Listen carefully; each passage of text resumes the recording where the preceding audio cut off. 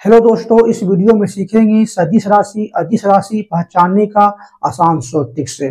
सदिश राशि को अंग्रेजी में वेक्टर क्वांटिटी कहते हैं और अदिश राशि को स्केलर क्वांटिटी बोलेंगे। सदिश और अदिश में क्या डिफरेंस है, वेक्टर और स्केलर क्वांटिटी में क्या डिफरेंस है दोस्तों। वेक्टर क्वांटिटी उसे कहते हैं इसमें दिशा और परिमाण दोनों हो। अदिश राशि यानी स्केलर क्वांटिटी उसे कहते हैं इसमें केवल परिमाण हो लेकिन दिशा ना हो, उसे कहते हैं स्केलर क्वांटिटी कहते हैं। वेक्टर बटे वेक्टर बराबर स्केलर होगा, वेक्टर बाई स्केलर बराबर वेक्टर होंगे, स्केलर बटे स्केलर बराबर स्केलर होंगे, वेक्टर क्रॉस वेक्टर बराबर वेक्टर होंगे, वेक्टर डॉट वेक्टर बराबर स्केलर होंगे, वेक्टर गुने स्केलर बराबर वेक्टर होंगे, स्केलर गुने स्केलर बराबर स्केलर होता है। कुछ एग्जांपल लेते हैं, जैसे दूरी और विस्थापन दोस्तों क्या होती है। ठीक है, दूरी एक अदिश राशि होती है, स्केलर क्वांटिटी होती है क्योंकि इसमें दिशा नहीं होती है। दूरी में दोस्तों कोई दिशा नहीं होती है। ठीक है, यदि हम लोग दक्षिण पूर्व पश्चिम किसी भी दिशा की ओर हम लोग चल सकते हैं उसे दूरी कहते हैं। दूरी में दोस्तों दिशा नहीं होती है। ठीक है, इसलिए दूरी दोस्तों एक तरह का स्केलर क्वांटिटी हो गया। अब देखते हैं डिस्प्लेसमेंट विस्थापन। दोस्तों विस्थापन भी एक सदिश राशि होती है क्योंकि शॉर्टेज डिस्टेंस को ही हम लोग डिस्प्लेसमेंट यानी विस्थापन बोलेंगे और शॉर्टेज डिस्टेंस में दिशा होती है, इसलिए दिशा होगा तो इसे बोलेंगे वेक्टर क्वांटिटी बोलेंगे। देखिए, यदि कोई पर्सन एक पॉइंट से बी की ओर तय करता है दूरी, ठीक है, तो उसे दोस्तों बहुत ज्यादा दूरी तय करना पड़ेगा। यदि उसे पता होता शॉर्टेज डिस्टेंस तो ए से बी की ओर बहुत जल्दी पहुंच जाएगा, यानी कम दूरी तय करना पड़ेगा। इसी को शॉर्टेज डिस्टेंस कहते हैं दोस्तों।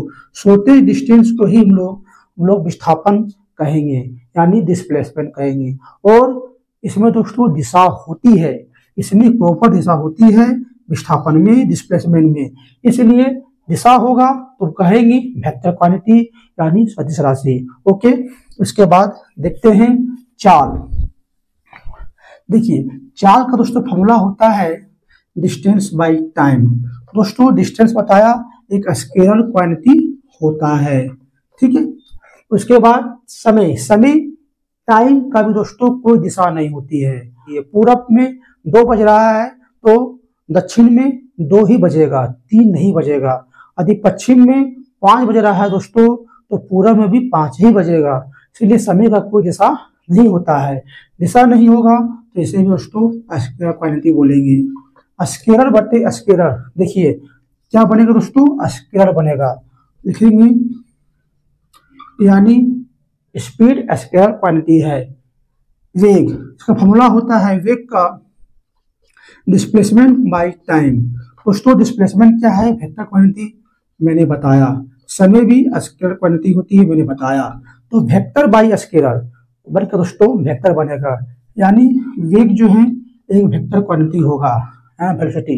दूरी हो गया, विस्थापन हो गया, डिस्प्लेसमेंट हो गया, इम्पल्स दोस्तों फोर्स इनटू डेल्टा टी। दोस्तों फोर्स क्या है, फोर्स का फॉर्मूला होता है एम इंटू ए। फोर्स का फॉर्मूला होता है दोस्तों एम इंटू ए इंटू डेल्टा टी।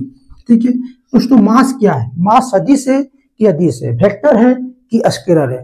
दोस्तों मास एक स्केलर क्वांटिटी होता है क्योंकि मास का कोई दिशा नहीं होती है। पूरब में 5 किलो चीनी है तो पश्चिम में भी दोस्तों 5 किलो चीनी ही होगा, यानी द्रव्यमान का कोई दिशा नहीं होता है। नहीं होगा तो इसे कहेंगे स्केलर क्वांटिटी बोलेंगे।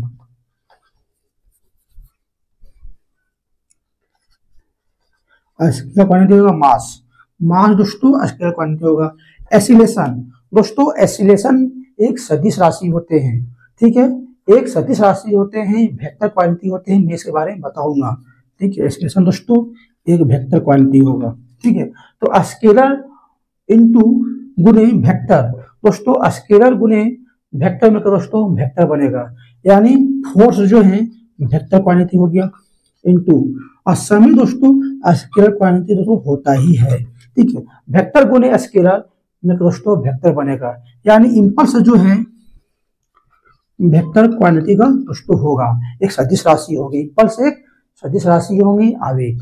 ओके दोस्तों, उसके बाद देखते हैं त्वरण। त्वरण का फॉर्मूला होता है डेल्टा V बाई टी होते हैं। दोस्तों V क्या है? एक वेग है, वेलोसिटी है। वेलोसिटी क्या होती है?